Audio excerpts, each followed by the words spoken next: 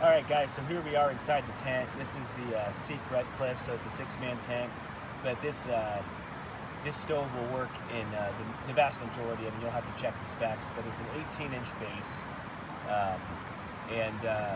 Most people have about 9 inches between their pinky and thumb, so it's pretty easy to figure out when you know where your stovepipe's going to be. That's about how big of a area it's going to take up, and it's going to taper up from there, right, with the conical design. But to get the most out of your stove, you're going to either take a rock. We're actually lucky enough that we're on sandy soil right now, so digging I could do it with my hands. But we'll show you how to do it in other ground as well. So it's pretty easy just to dig out. I'm not going to dig out the full 18 inches because I don't want to sit the stove down in it. I want to come in just a little bit. So I'm just kind of eyeballing it though, really.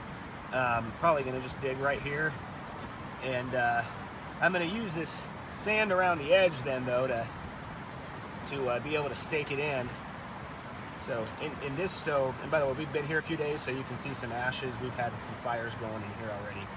But we're just gonna dig it out, something like that. Here, I'll face it towards you for now.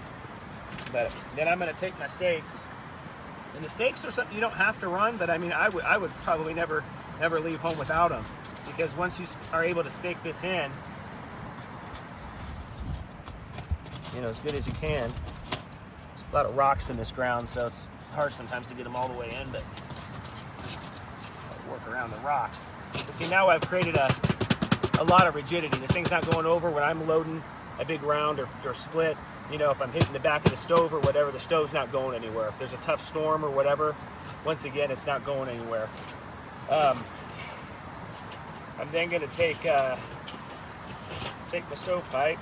By the way, I got this a little bit too much at an angle. I should have moved it over, but that's all right. We can still work with this, I think.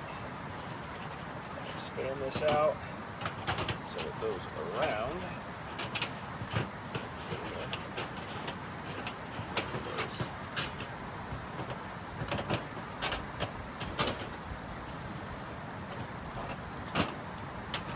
There we go. And then I'm going to bring my worm buckle down.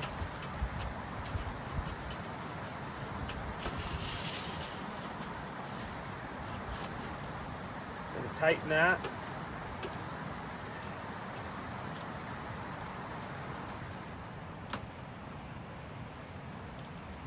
And there we got it.